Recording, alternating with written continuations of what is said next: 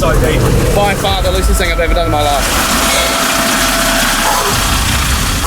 What you're about to see should not be attempted. Pull the wind trap, Josh! Oh my God! Oh my. This is where the limits get pushed. That is deep, blowing fast. And people break. That's nerves. This is the Frenchman's Track. I don't know how anyone else will get across.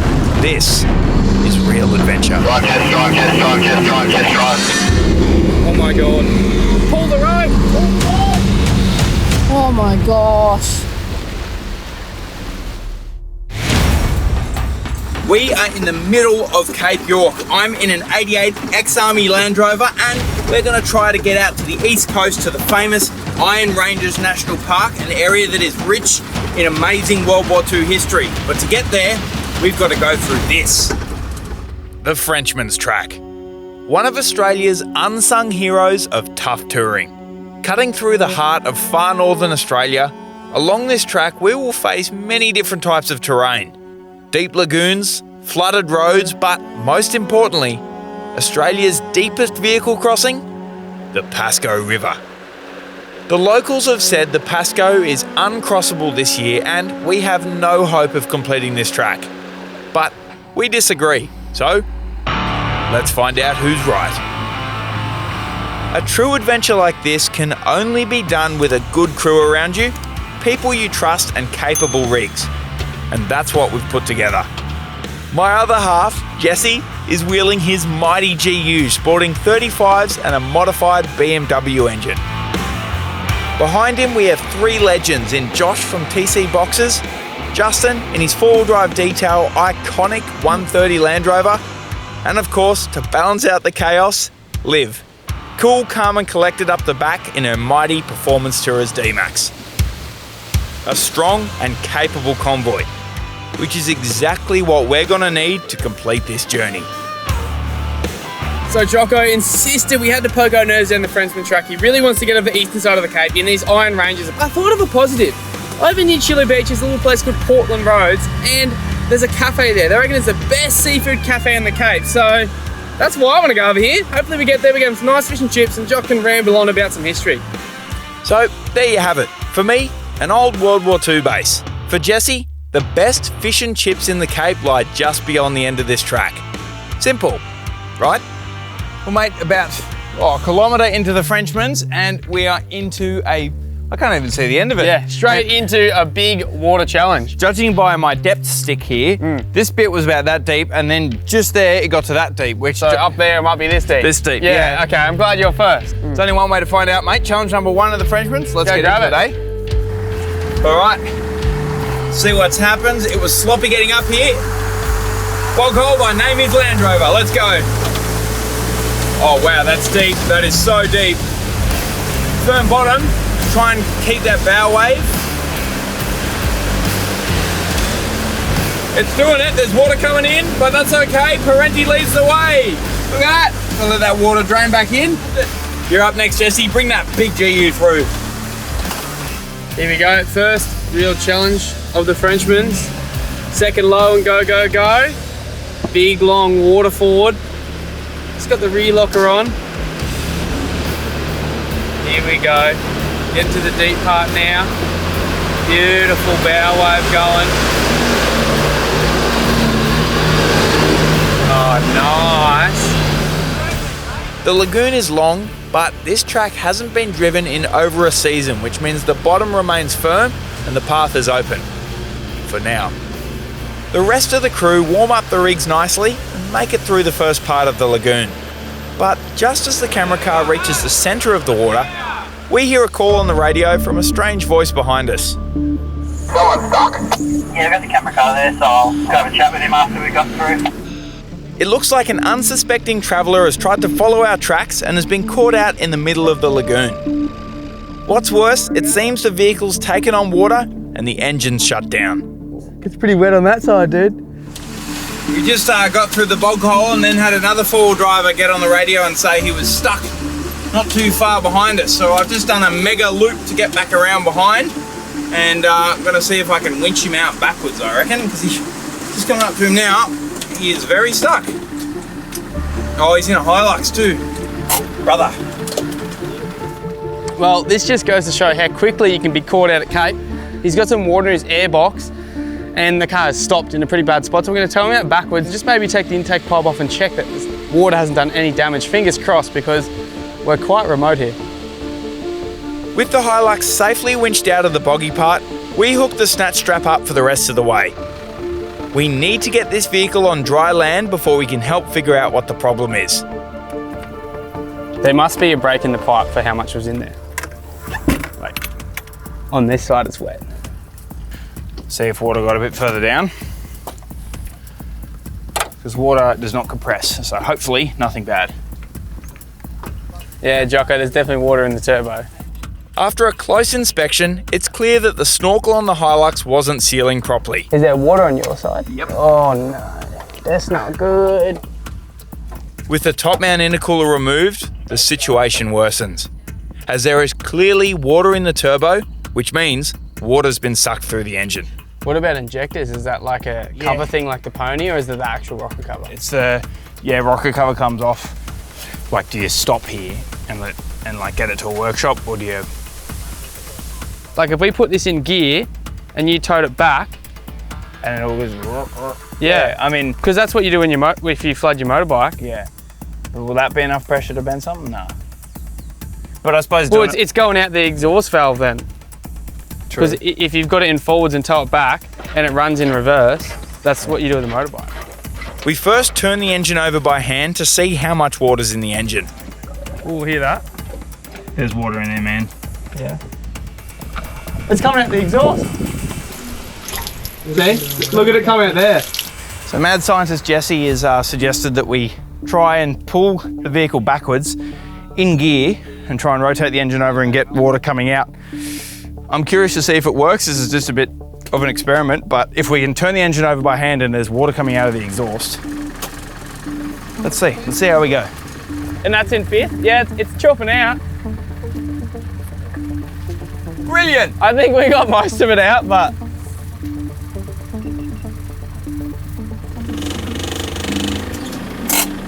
we can give it a few courtesy cranks and see, but like it was cranking over by hand. Yeah. It might be that if it's damaged on one of the cylinders, it's like a little bit. It might be enough just to get you out of here.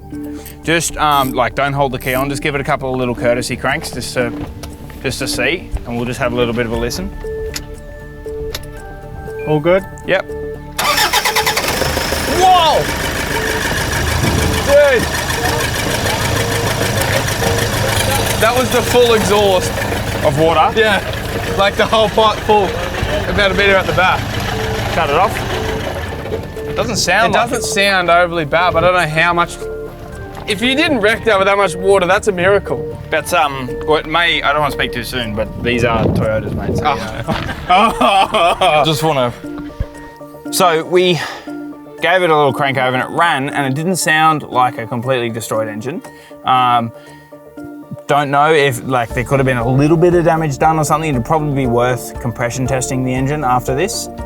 But for the most part, I think most of the water is out of it. That's a win. We'll put it all back together and fingers crossed, we'll be right. Looks like these travellers have dodged a bullet and the vehicle's engine isn't completely hydro-locked. This is good news because we're quite remote. Luckily for them, they didn't get too far down the track before this happens, which means they can limp it out and get it to a mechanic to take a closer look. Alright, gentlemen. Cool, take it easy. Yeah, take it easy, safe travels. With that side mission taking up a good chunk of our day, and the vehicle's still parked in the middle of the lagoon, we need to push on to the first major crossing of the Frenchmans, the Wenlock River. Second half of the bog hole. Looks like anyone's driven through it. Oh. Be quiet, Jock, and concentrate.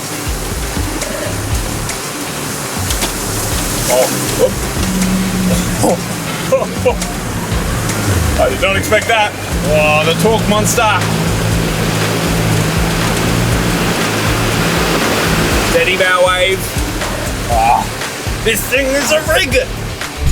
Going through a wet, marshy section on the Frenchmans. I got the lockers on them in second gear and ready to go. And yeah, I'll tell you what, if this rain keeps up, we've definitely got ourselves a bit of a challenge ahead of us, I reckon. Super wet. All right, here we go. It is literally just bog hole after bog hole. Let's see how we go. This one gets a bit deeper here. Oh, that was a lot of water. Big pump of water over the bottom of the car then. We are so short into this track and there is already so much water. Oh, I love this. This is going to be interesting. Oh, there's the hole. Wow-wee. Woo! Well, yeah, there we go. And we're out. Bloody beautiful. Sure enough, after an unexpected day, we reached the eastern bank of the Wenlock River, which stretches over 300 kilometres through northern Australia. For now though, it's getting late, and these things are best tackled with fresh eyes and a clear mind in the morning.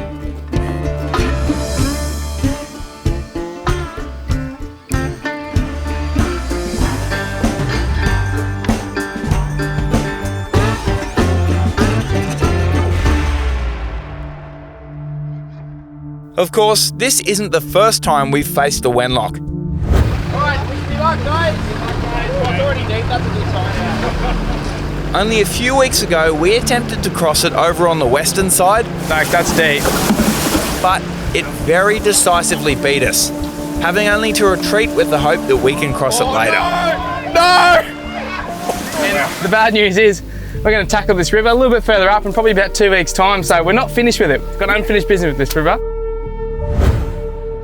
It looks like since then the levels have come down and we're further upstream. But underfoot, the sand is soft. Really soft.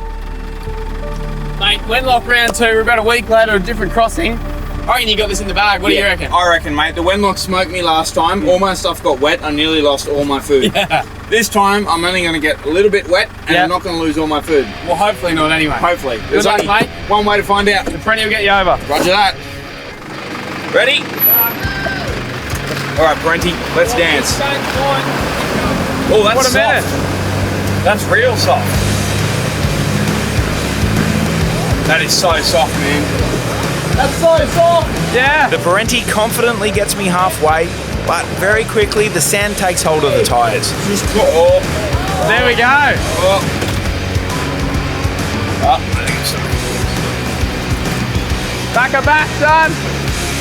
I'm stuck. I'm stuck, but I'm not in super deep water. This sand is super soft, and as soon as I just started spinning tyres, just plop, down we went. I've already got the recovery gear ready, so should be pretty straightforward. Just because I don't want to be on and off the clutch with the gearbox underwater, I'm just using the winch to pull me out at the moment. And I'm just steering in the line of the winch, and once I get out of the water a bit more, I'll then use the clutch to put it in gear and just help it a bit. But right now I'm letting the winch do pretty much everything. We are determined to push through this track, and the winch has gotten me to safety. I think Jock got a bit excited in that one. That way you're fighting the current in the soft sand. My fear is if I can go up and across, the current won't be fighting me as much. Hopefully I can get across the soft sand. I've gone down super low, I've gone to 8 and 10 PSI to try and get the tyres to grab on the sand and not sink. Fingers crossed the inside of the GU doesn't get wet. Second gear. Jesse's learned from my mistakes and has taken a different line directly across from the exit. Here we go. Beautiful. Look at that. With a bit more momentum and the lockers engaged, he's made light work of the crossing and shown the correct line for the rest of the crew to safely cross. Yeah, I reckon that's the line for everyone. Tyre pressure's low, definitely helps. I can feel it bogging down a bit. Second gear low and go, go, go. The path across is clear and the run is easy for the rest of the convoy, which is great news because this was only a bump in the road for what we have coming up next. That's the line. There it is. After the Wenlock, it's a relatively straightforward few kilometre run that gets us further east and towards our goal that lies on the other side of the Pascoe River. But between the two rivers lies another lagoon crossing, and this one means business. Jesse, this crossing catches so many people out. It does. Last time we were here, the bow waves are hitting this bank that hard that the boys are floating backwards. It was crazy. Hectic. So I reckon I'm going to close my windscreen flaps on definitely. the Perentie. Close everything you got and you're still going to get water in it. I reckon so. Yeah. Maybe we should set up some recovery gear first, maybe an extension. Get an from over there. extension, bit of winch rope out. I'm not too sure how deep it is. Oh, okay, yep. Oh, and that's very squishy on the bottom. That's just there. Yeah. It's that deep. Let's have it then. Yep, I'm glad you're first, mate. Window vents shut. Tray table stowed. Seat in the upright position. We are ready to dive. This creek fills the track and the ruts form a deep pool with a steep exit. Down I go. What's more, the bow wave pushes you back, meaning you lose momentum as you drive. It's not deep here, it gets deep here. Then that bow wave will hit me. Here we go, here's the bow wave. This is the bit that gets you. He's back and back. He is back and back. Winch! Winch? Yep. All right, hang on. The Perentie is immediately stopped in its tracks and the recovery team gets straight to work. Oh wow. My seat is just out of the water, but only just. I can feel it at the back. All right, just as I suspected, I was pretty spot on with the marker. The bow wave got Jock. It dips away here really deep, and we've got the winch hooked up pretty quick. I'm gonna get off the car. Josh's gonna start winching. My depth marker at the center console lifting, it's up, which means we're deep. It's like a chocolate milkshake in here. Look at the silt. My goodness.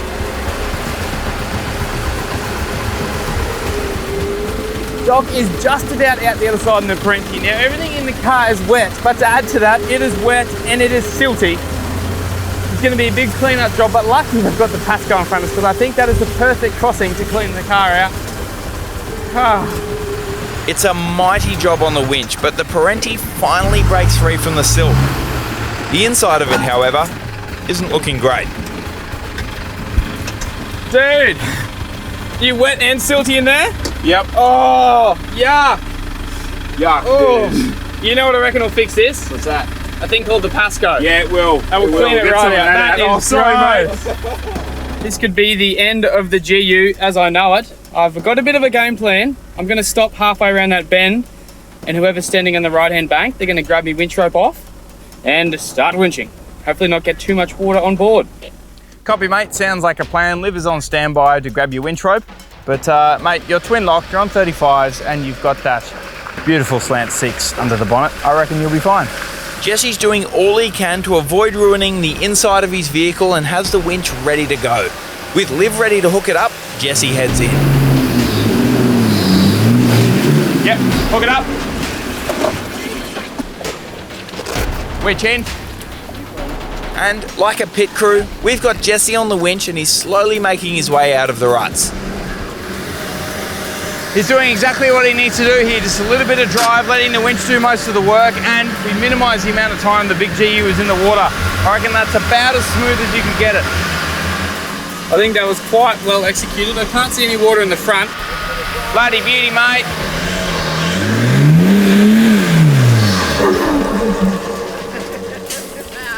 I was trying to chew the top of it for everyone. Smells like a latte at Saturday morning soccer out of the exhaust. How did that feel, mate? I think we couldn't have done it any better. I reckon, mate, that was about as smooth as it was, and the good news is the Perentie has most of the silt in it instead of... definitely, yeah. Yeah, I don't want to look in the very back doors, but that's a ladder run problem. Yeah, roger that. Well done, mate. That was beautiful. Thank you very much. Alrighty. Josh takes the same approach as Jesse, with the winch prepped beforehand. Definitely going to need a winch out of it. Oh, he's driving forward. Once he's in, the winch is hooked up and the vehicle makes its way out of the crossing in good time. By the looks of those back doors, you might have got a little bit of water inside, but I don't think we could have done it any quicker. We're like a well-oiled machine, this recovery crew. Good teamwork. Justin, unlike Josh, has a different approach. He's going it, he's going it. He's going for it. Yeah! Go. Oh, the wave! The wave! Reverse back, go again, reverse back. Go. I'm going way down. Oh, yeah, grab his rope. It's literally a chocolate milkshake. Start winching in, Justin. He's driving it. He doesn't even need the winch. Come on, 130. Oh, that is... Regardless of his different approach, Justin has suffered the same fate and ends up on the end of the winch. A lot of water on the report from inside, but he's still smiling, so all's good. Yeah. Yes. Come on. Yeah. Yes. That's sick. Handy loving. Handy loving, yeah. Lightweight touring gets you up stuff. Liv has the advantage of seeing everyone's different approaches here, and she's opted for the safe option of getting the winch ready. Grab that winch rope for me. Sender. That's it. Oh, there it is. We're stuck. And just like the rest, the D-Max goes down and the winch gets a workout. Oh, fold those clear views in, that's the go. That's all you, mate. Just stay on the winch. A little bit of right hand down. Beautiful. That's it. Big, heavy girl. Doesn't like much water in the car just yet, but we'll see once we're out. I could be wrong. Up she comes. Yeah. Yes, Liv. That's the go. Bloody beauty, mate. Hey, don't you steal my snacks. Hey, not the lollies. They're stealing my lollies, Jock. Oh, twisties. Onion and pretzel. What? Yum. Jock. Jesse. Yum. So stale. Use the lollies. This is so stale. Everyone. Lunchtime. With lunch supplied to us from Liv now consumed, we push on. Update from your friendly neighbourhood new Land Rover fanboy. The Frenchmans is turning it on. Wenlock, tick. Mega steep mud bogging climb, tick. Silt in the Perentie, tick. But what lies ahead of us is the mighty Pascoe. We actually don't know if we can cross it. We don't know if anyone's tried this season. We don't know how deep it is. We have to check it out. And then after that, we have some epic World War II sites to visit. Jesse keeps talking about fish and chips, but we'll see. To do all that, that's future Jock and Jesse in the team problem. It is right now for us to get to the Pascoe and see if we can get across. As we push on, the Frenchmans Track continues its descent. The further we go, the wetter it gets, as we face creeks, lagoons and muddy bogs that lie dormant all year round under the canopy of the forest.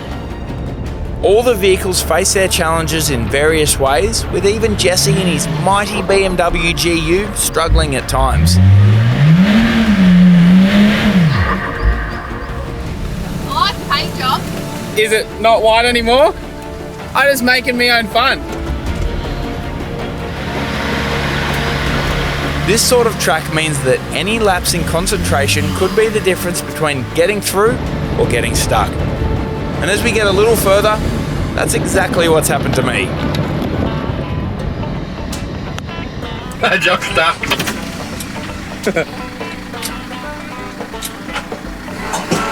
Do I need to get a camera out, Jock? Maybe.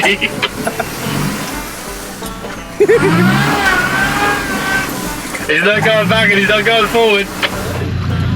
I was just driving along, getting ready to do a little chat with everyone, see how everyone was going in. I was getting stuff ready in the cab, and I didn't really pay attention to this, and I hit it a bit slow. I reckon if you went through here with a bit of pace, it'd probably be sweet. I couldn't back out and go forward, and I got the poor old Perentie stuck. Do you want to come back, mate, and get another redemption? Have another go? Yeah, we'll try that. We'll try that. Well, I got stuck in the one before being silly. I'm smiling because Jock got stuck in the one after being silly. Sometimes I wonder why they let us out. Right, Jock, are you ready to go?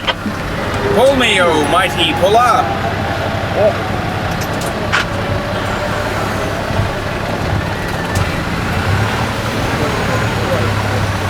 Beautiful, mate. Geez, I dug some holes in there. So come around the front of you, look at this. The Nissan just pulled out the Land Rover. They're quite lippy, these Land Rover blokes. Hey, you can hear him yelling from either end. I rest my case.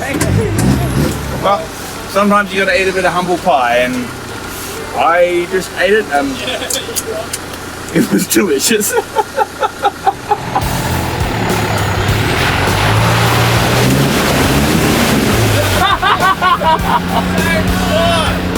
But my second attempt doesn't get me much further, and it's the Ultra to the rescue. Yeah, boy! Now I've got a bit of pressure. I gave Jock a lot of lip for getting stuck. I've got to try and not get stuck.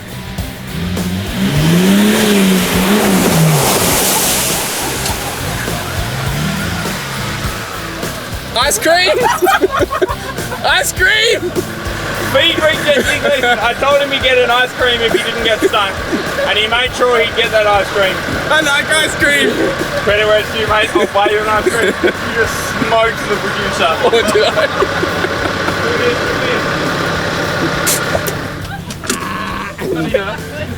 I? I could just taste bog hole. After a bit of shenanigans, we decide that we've pushed far enough for today, and the Pascoe isn't too much further east. With that in mind, we find a spot to call camp for the night to regroup and figure out a game plan, because all jokes aside, the Pascoe River crossing isn't to be taken lightly. Whew, crikey, that was a big day. We intended to get to the Pascoe and get across it, but things got a little bit pear-shaped. We had a few breakages we had to sort out. The Wenlock was a big deal. We had a proper winch scene in the mud, but we found a nice little camp. We didn't quite make it to the Pascoe, and it means that tomorrow we will get across. Hopefully, judging by the amount of water that's around, there's a fair bit, but I'm quietly confident. I reckon I might need to jettison all the cargo out of the Perentie and try and get across, but we'll cross that lack of bridge when we get there. For now, I reckon we'll set up camp, have a couple of these. Cheers.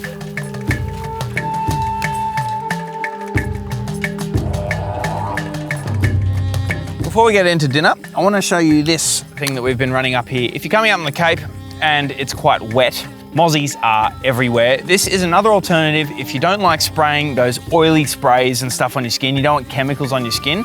This is called a thermocell. We actually use them a fair bit around camp, and it'll keep the mozzies away. It's good for around 6 meters, around 20 feet of protection. And if you want one, there's a ripper deal on right now where you can get 30% off. Normally these are around $99.95. You can get one for $69.99 right now. So these are a great option and they're nice and handy. I've just got mine down here underneath my chair. It's a nice little protective zone for Jesse and I. We can sit by the fire and enjoy a few cold beers before dinner. Cheers, everyone. Cheers. Cheers, mate. Beautiful.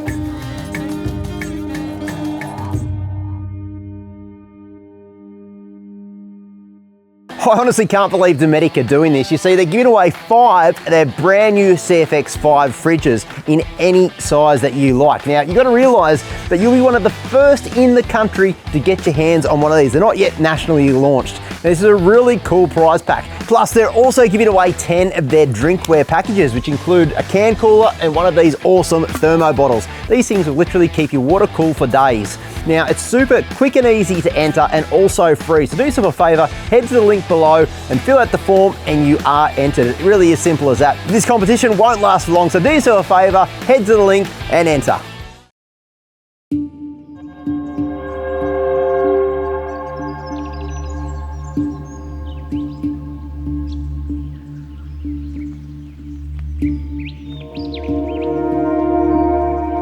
Rightio, bit of fingers crossed action here, and this could be our last day on the Frenchmans Track.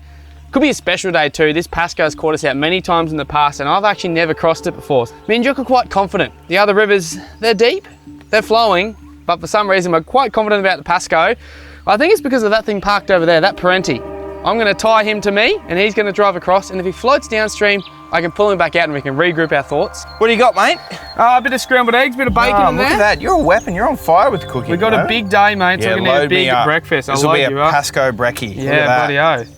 Today marks what will truly put both man and machine to the test. The Pascoe River. It's a river we've never been able to cross this early in the season, defeating us year after year with no remorse. With that in mind, we spend 5 minutes checking over the rigs to make sure they're fighting fit before packing up and getting on the road.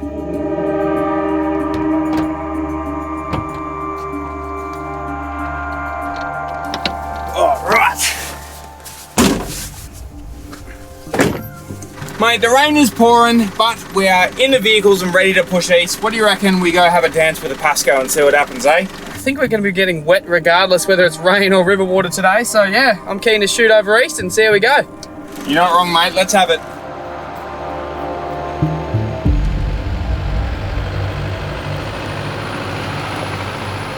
From camp, it's a pretty short run to the banks of the Pascoe, with a few more creeks and lagoons to cross, Not expecting that. as well as some washouts, which seem to have caught out the camera crew. This is what happens when the camera crew drives. Wait. What'd you do, mate? Oh, what happened, mate? You got a bit stuck, did ya? Once that's navigated, you start the rocky descent down to the river. This crossing, I'm going to say, is probably one of the toughest ones in the Cape. It's claimed a lot of cars. It's deep, it's fast flowing, and it's rocky. And it's not long before the Pascoe is staring us in the face, and we can finally see what we're in for.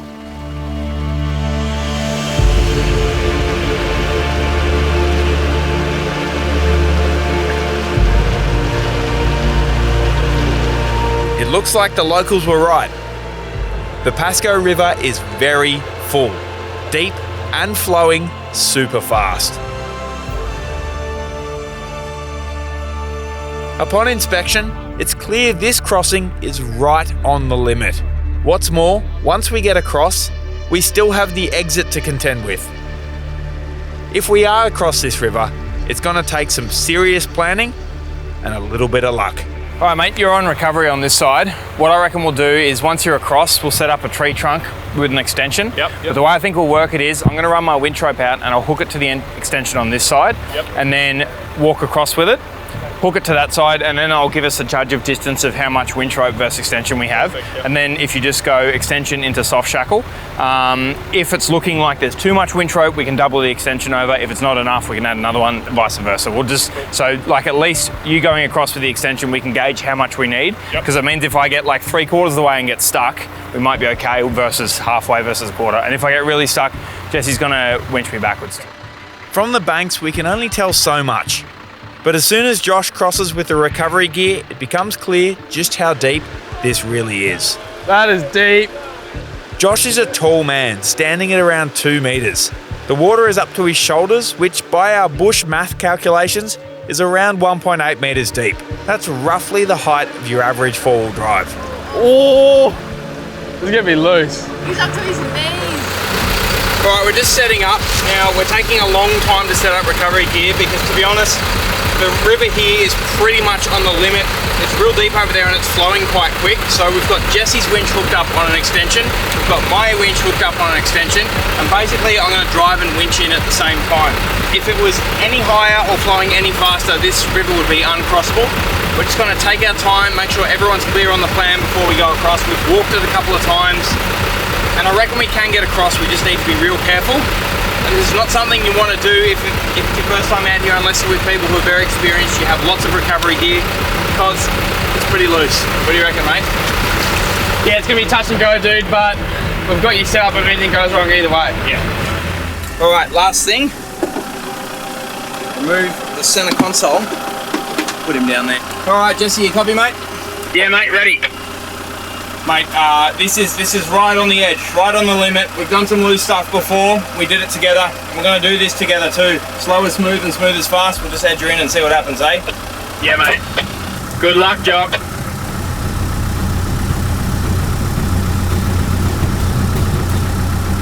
This is loose. And with that, the Perentie ventures into the unknown. Pull the winch rope, Josh! Full winch rope.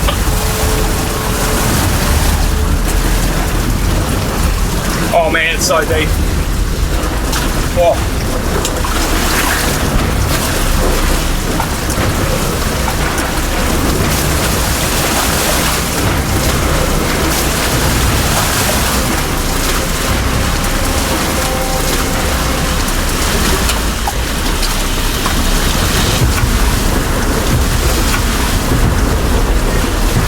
Watch out, Land.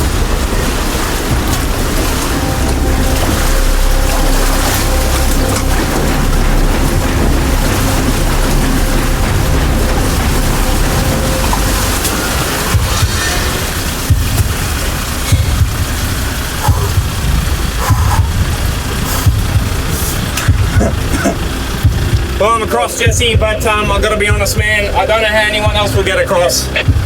Yeah, dude, that was sketchy to watch, man. That was very sketchy to watch. Oh, man. There's a limit, and that was right on the edge of the limit. It didn't fill me with confidence. That car takes on water and sinks. These newer cars don't take on water as quick. They're not going to sink, and that worries me. They're going to float. Jock's still yet to get out the other side, but this is very sketchy and very dangerous. Got to be very serious in doing things like this and really think it through. Might have to have a bit of a team meeting and work out what we're going to do with the rest of the cars at this point in time. The Perentie may be across, but instead of instilling confidence in us, it has done quite the opposite. You see, the old Landy fills up with water quickly, which means it was able to sink to the bottom and find some sort of traction that allowed me to get across in time. The more modern vehicles, however, don't have that luxury, which means they'll float. And like, his car takes some water and sinks. My car's not going to sink that quick. That was loose. I've done some pretty loose stuff. That was, if we didn't have recovery gear set up on that, we walked it several times, it was fast flowing, but that was deep, yeah. That was right on the limit, right on the limit. I had goosebumps at the end of that. Wow. What the, I can't say what I want to say. What the hell? I just don't know how everyone else is going to go. I'm concerned that your car sunk and you were able to actually get traction. Yeah, it drove it. It drove it. It did, yeah. A lot of the other cars are just going to float, and when they get to this point, man.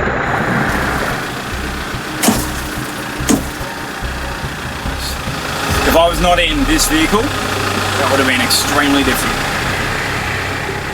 The old Landy's been met with a wall of mud and a steep climb out, and it's going nowhere fast. How much winch rope have I got left? Metre and a half. Yeah. Because this bog also requires us to navigate round the bend and then up a climb, it's going to take a few different winch angles to get me out. Just to help get his nose out of the mud at least. So at the moment, Jock is nearly out of the Pascoe, but apparently it's about waist deep bog on the other side. We're sending Justin across to some more recovery gear. We've probably got all the recovery gear out of every single car, out of the cars, and using it at the moment. It's very deep. We're still going to see if we can get Jock out the other side, and I don't know about these other vehicles going across here. This is right on the limit. I'd probably say we're pushing limits here, but anyway, that's what we do. We love it. The next issue we face is we need to get the winch up high so that the angle of the winch is pulling the vehicle up and in the right direction. So we set the winch up quite high, way up the bank, and I'm hoping it just pulls my nose up a bit just to try and stop this suction in this mud. And she's coming ever so slowly. It's just lifting the nose up. The fleet angle of the winch is just a bit higher. Oh, there's some leaf litter here. It's clear no one has driven this season. I hope the Leyland brothers are proud. We've even got the producer, I don't know if you can see him up there, he's running my winch rope, it's all happening. The Perentie has led the way. That was the deepest crossing I think I've ever done, and I also had my little porthole, let me show you this, out so it didn't float away. This is epic. The Frenchmans were clearly the first vehicles across through the Pascoe at least for this season, and it has been gnarly. That was probably one of the gnarliest things I've ever done. Yeah, go, go!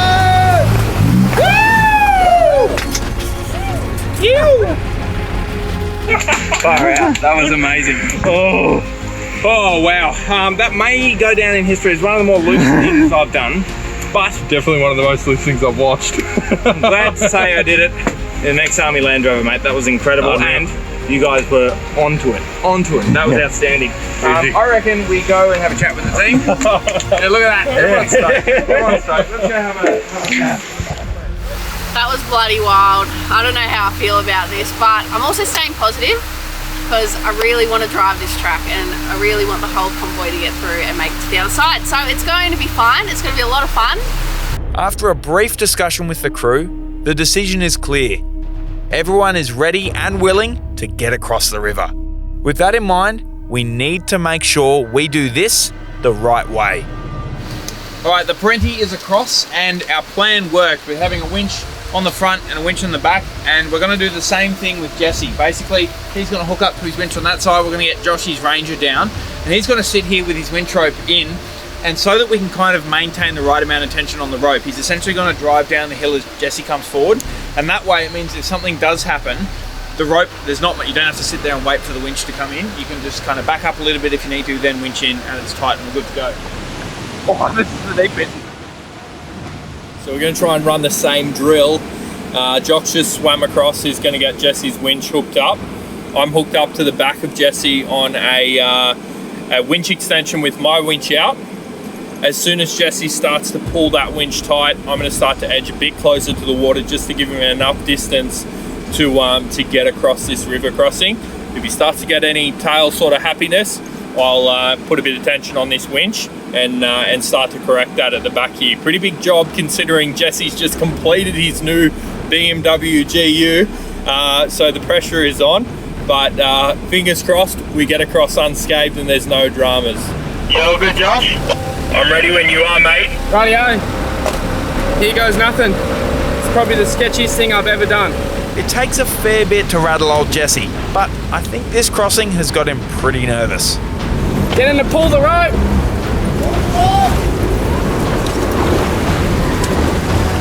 As Jesse reaches the deepest part of the river, our worst fears come true, and the GU starts to float downstream. Oh my gosh.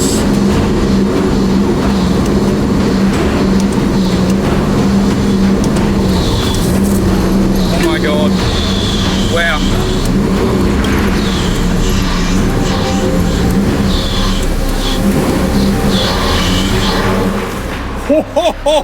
Oh my god! That was wild as! Oh my god! Oh my god! Oh. That was touch and go.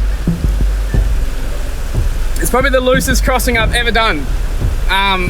The car was fully floating for some of that, and yeah, there were some rocks on the left I was aiming for big time. That was crazy, man. It's the loosest thing I have ever done in my life. At one point in time, I thought I was gone. I was looking at that rock going, I need to hit that rock, I need to hit that rock. The front wheels hit something and it started driving, and I was very thankful for that, but by far the loosest thing I've ever done in my life. That's on the edge. On the edge. Do not try that unless you are very experienced and you've got good mates. With now 2 vehicles across, we're still unsure of how the rest of the crew will go. Jesse's GU is probably the most capable of the lot, and we nearly lost that downstream, which doesn't bode well for the rest.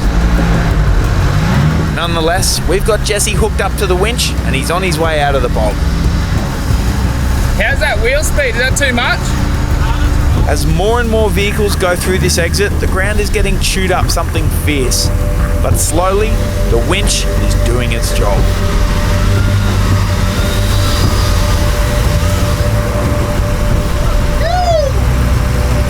Woo-hoo-hoo! What a mammoth effort that was. Holy tomorrow. Well done, brother. Dude. With Jesse across, it means we have a twin-locked vehicle on 35s on the right side of the river for recoveries. With Josh's rig only on smaller tyres and with a big canopy that will act as a sort of sail in the water, we've come up with a new plan. So we've had a minor change in our recovery system, and I want to explain what's going on. So because Josh's vehicle is a little bit lower to the ground and he's got a big canopy on the back, it's more likely that he will start to float when it gets deep here. And when that happens, we want to get his vehicle out as quick as possible. So what we've done is we've connected his winch up to the back of Jesse. We're still doing the same rear winch to hold tension on the rear of the vehicle if we need it, but basically the vehicle starts floating. Jesse's just gonna have a little drive up the hill and it's just gonna pull that nose forward, and all we need to do realistically is just get him through this, maybe 5 meters there, get it to this bank, then we can reset, take a deep breath, hook the winch up and get him through this muddy bit. We just don't want him to float down that bit.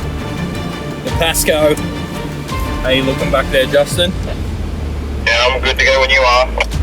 Alright, I'm ready. Just linked up to the back of Josh now, and I'm not gonna lie, pretty nervous being responsible for somebody else's vehicle. It's There's a little bit on the line. Yeah, it's a bit on. Good, Jesse. Yeah, I'm good when you're good. All right, here I come, guys. Good luck, mate. You got this. This is crazy. Drive, mate.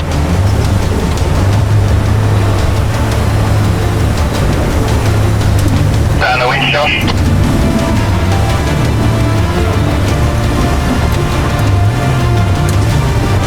Drive, Jess. Drive, Jess, drive, Jess, drive, Jess, drive, Jess, drive. That was crazy. Stop. Beautiful. Oh, Man, I felt him floating. oh my God!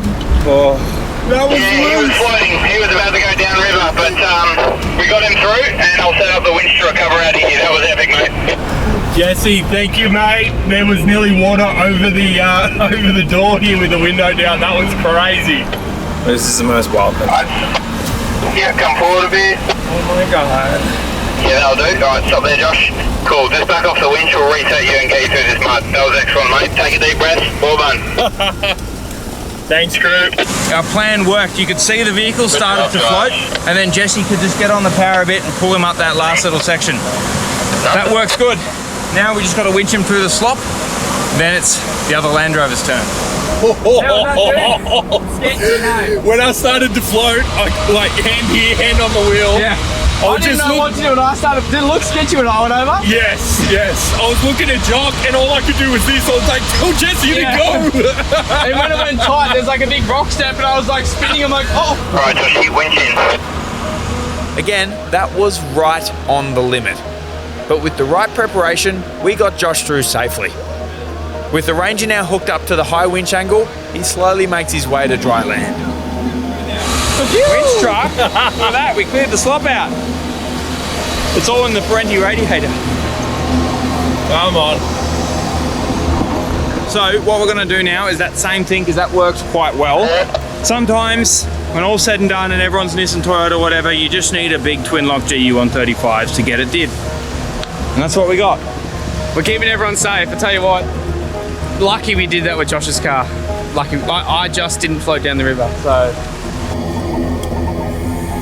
Oh my God. That was nuts. Next up is Justin. While he does have lockers and 35-inch tyres, there's a major problem with his vehicle for this crossing. And that's just how light his Land Rover is. Alright, so that plan worked quite well with having Jesse sitting up there. We've got a couple of extensions on him with Justin's rope off his winch hooked up. Liv's behind him with her rope on there just as a backup. But at least Jesse can winch faster or drive faster than Justin can winch in. So if he does start to float, I just tell Jesse that it's turbo time and he'll drive up. We'll get Justin out. I think we're good to go. You got this, Justin. Oh, Thank you. oh my golly gosh. Jesse, we're good to go. Righto, let me know when you want me to start driving. So nervous. All right, let's party. Oh, Let's start driving, Justin.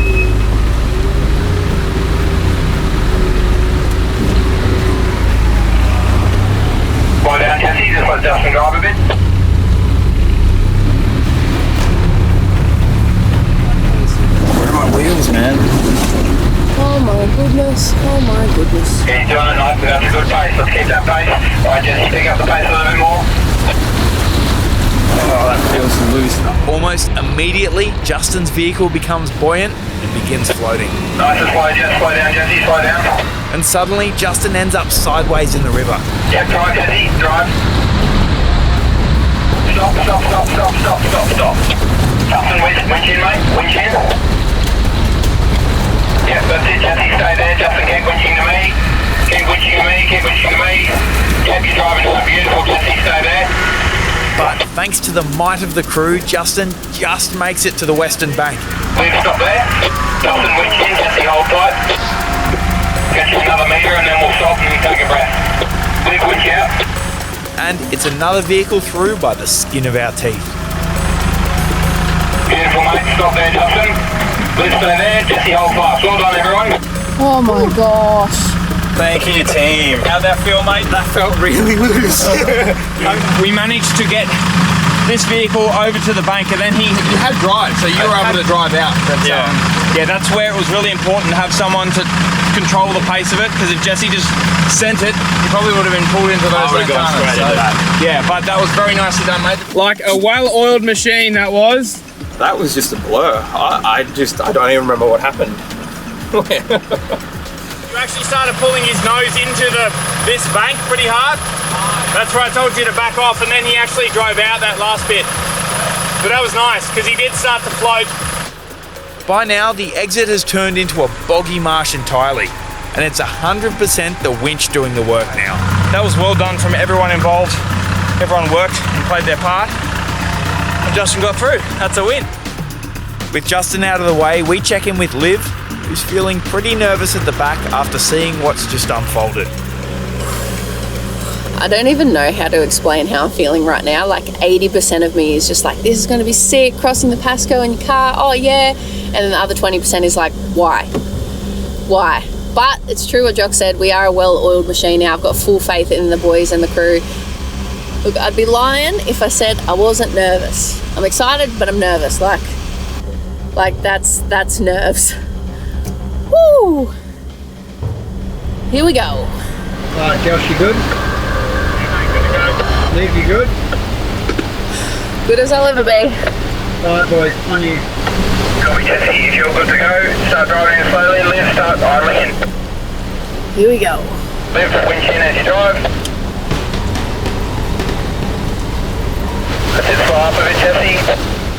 Keep driving, Liv, that's beautiful. Start on the winch.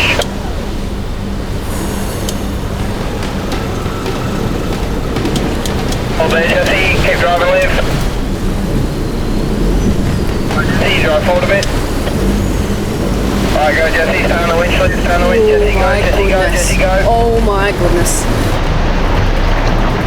Oh my goodness. Oh my goodness. Oh my goodness. Alright, back off, Jesse. Back off, back off. Keep going, keep going. Oh. Beautiful, look at that. Right hand down a bit, Liv. Right hand down, mate. That's it. Right forward on that. Jesse, come forward a little bit. Oh my goodness. That's it, Jesse, stop there. Beautiful, Liv. Stay on the winch for a bit longer. We'll just get the cart out of the water and then we can reset your winch. Oh my goodness. Beautiful, that'll do you, mate. Stop there. Another one done. Live across. I got one more to do. That's a safe method. It's working. Rinse and repeat. Awesome teamwork by everyone. How'd that feel, mate? Oh my gosh. Yeah, it started to move a bit there, didn't it? Yeah. Yeah, I had the windows down too and I was like, here she comes. Yeah. You didn't get water over the windows. No. There's still snacks in here. We're good.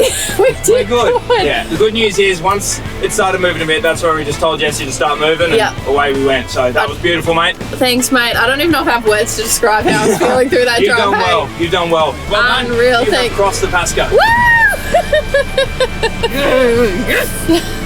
We made it. Alright, now to winch out of this bog. Wow, it is so sloppy over here. Wow, that is so boggy. That's almost up to like my window, that bog. That's insane. Wow. Not bad. Not many girls will come out here with 8 blokes and drive across a river that's up to their windows and then drive out of the slop and be loving it with a big smile on her face. Oh my goodness. If you would have told me 3 years ago that I would be coming up to the Cape, doing the telly and the Frenchmans with these boys, driving my car through the Pascoe, I would have told you were dreaming. But here we are, and we've done it. Wow. Wow. That's all I have to say is wow. Oh. It's no small feat what we've just achieved, but it's not over yet, with the camera car still to come. What's worse is she doesn't have anyone to connect to the rear, so if it gets happy in the tail, it'll be the crew that need to drive it across. Last car now, we've got the camera boys. They don't have anyone on the back of them, but we've got a car with me hooked to the front of them to pull them through. It's been a very fine-tuned situation here. Everyone's had a job. We've had a lot of recovery gear, being as safe as we possibly can. We'll get the camera boys across and probably have a celebration, I reckon. This has been epic. What a way to spend your Wednesday afternoon. Right, how are we looking in there, boys? Yeah, I'm pretty much good. Good, Jesse, good? I'm good. Alright, start driving in, just start edging forward. Stay on the winch at the same time, Luke. A little less drive, Jess, a little less drive, driving forward, Luke. Keep driving, mate. Keep driving.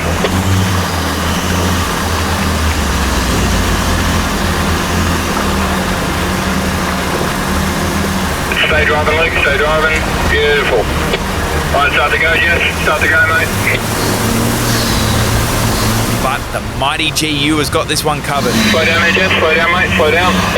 And with Jesse towing, it's through. Right down now, Luke. Stay on your winch a bit more. Jess, hold up. Your winch. Have a little drive. That's it. Just stop there. Cool. Beautiful. Back off your winch. We'll reset you. Well done. Hell yeah, brothers and sisters. How'd you go, mate? Yeah, good, man. Yeah? That was good. Yeah. Good. It came in my window. With the vehicle soaked, our legs muddy and some tired faces, we winch the camera car up. I can, without a doubt, say that this has been the wildest thing I've done to date in a four-wheel drive. It was right on the limit. Maybe at times, it pushed the limit. But at the end of the day, that's why we do this, and we love what we do. Jesse, mate, we have done some loose stuff in our time. That, I think, is probably number one. That tops it, definitely, 100%. There was a point there when the Perentie went in and I forgot where I was. I was just like, what's going on? That's what happens. You go in, you get to that deep bit, and then you get to the... like I said to you, I'd never been so happy to be stuck in mud on the other side. Yeah. The reward for crossing the Pascoe is something else. Once you climb out of the forest, you come to what's considered the start of the Great Dividing Range, and you're stuck with the most spectacular view.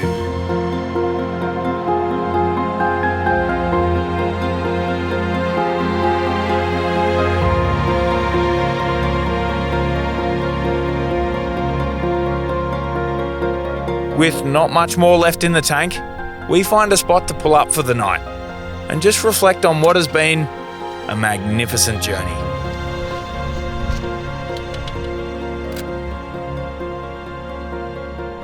Well, I gotta say, it feels pretty darn good to be camping on this side of the Pascoe, hey? Oh, bloody hell, mate. Cheers to that, I Cheers reckon. to that, Cheers to indeed. that. Cheers. I have to say, though, that was pretty epic. Oh, Pretty mate. epic. There is a line, and we were right on the edge of the line. Right on the edge, and the Pascoe kind of it had a few rounds in it. Yeah, it had a little bit But of a go. We but kicked its butt in the end. We did, yeah. I've been trying to do that for many years. We have indeed, and now we've finally done it.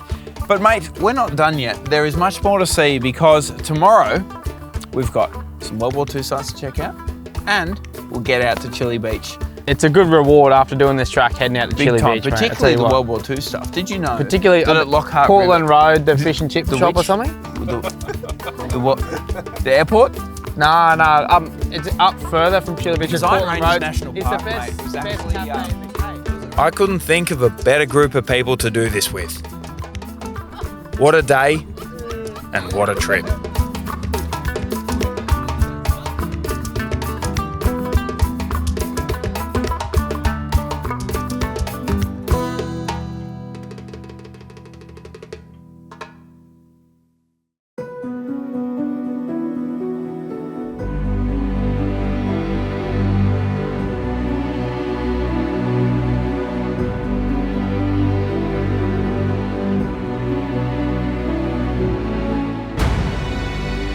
The morning brings with it a sense of accomplishment.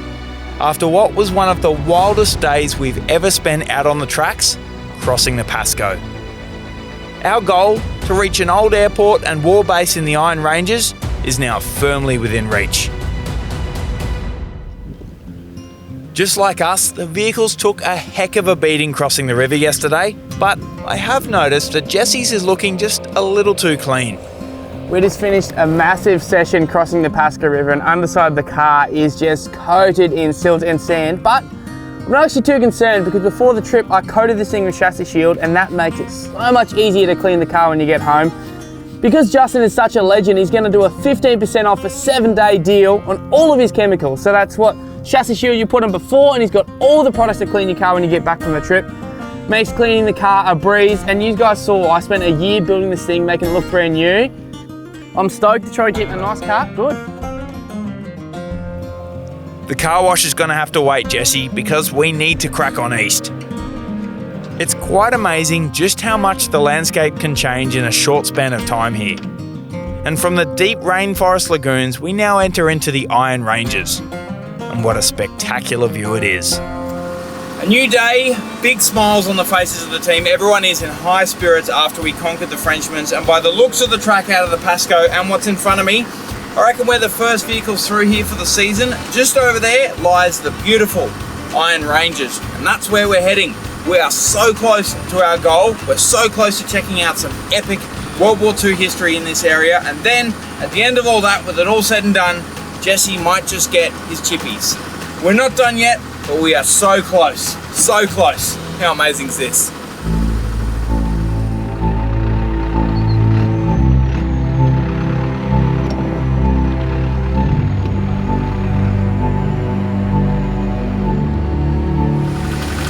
Just while we've got a moment, it's just the Perentie, the road and I just want to have a quick chat about what this vehicle's been about. Obviously, it's a young veterans Perentie. At the start, we got this vehicle to build up for a 100% volunteer charity that does amazing work helping veterans navigate their way through life post-service. It really has been incredible, firstly, to be involved with this project, and secondly, to be driving such an amazing machine up here in Cape York. I can't say it enough, this thing has been outstanding. It's led the way, it's driven everything I've asked of it, obviously sometimes on the end of a winch, but it just keeps coming back for more. It is just a rugged, reliable, tough old vehicle. And I think whoever wins it at auction or buys it at auction will get themselves just a truly remarkable vehicle. I think that's the best word. It is remarkable. It's been so much fun having it. I'd just like to take a quick moment to say thank you to everyone who's helped out with this project, who supplied parts or their time. And thank you for you guys for your support. Thanks to young veterans in particular. Thanks to the Perentie, because this is not going to be a Cape York trip I'll forget in a hurry. It's been one of my favourite ones, and to do it in this vehicle for such a good cause,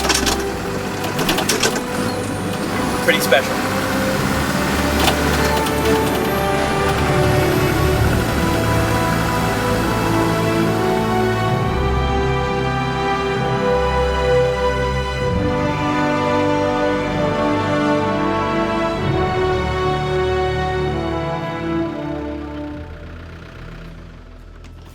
This is the Iron Ranges Airport, or Lockhart River Python Airport. It was actually built in the Second World War in 1942, and it was primarily used for US bomb crews to land their big B-24 Liberators from and take off from here to do bombing raids in the Pacific, particularly on the north of Papua New Guinea around Rabaul and Lae. Pretty amazing part of history. In fact, all around here there's some old machine gun pits and old gun emplacements. A lot of it's been overtaken by rainforest now, but you still can see remnants of it if you have some nice shoes on and you can go for a bit of a walk.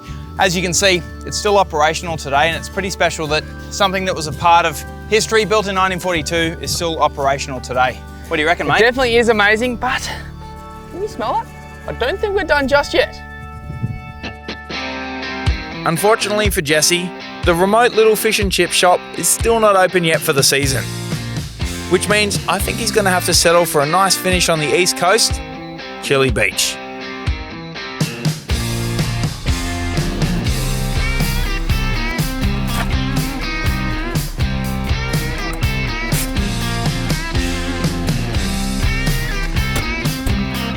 Well, mate, I don't know about you, but it feels pretty darn special to be standing here on the east coast of Cape York. Chilli Beach, how beautiful is this spot? Look, there was a couple of times that we weren't sure if we're going to make it, a couple of rivers in the way, but we did it, mate. We did it. What a sense of achievement to be here. The Wenlock tick, the Pascoe tick, the Frenchmans tick. Friendship tick.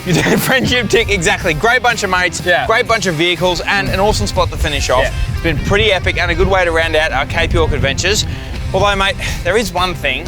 I'm sorry that the fish and chip shop was closed and we couldn't get your delicious chippy tea. You've been thinking about it the whole time, but I have you covered. I thought maybe we made it out here. I've got a DIY fish and chips for you there, mate. Oh, mate. Some potato and tuna. There you go. You're sorted. You're too good to me. You're really too good to me. Of course, that's all we got time for, but thanks so much for watching, and we'll catch you next time on 4-Wheel Drive 24/7.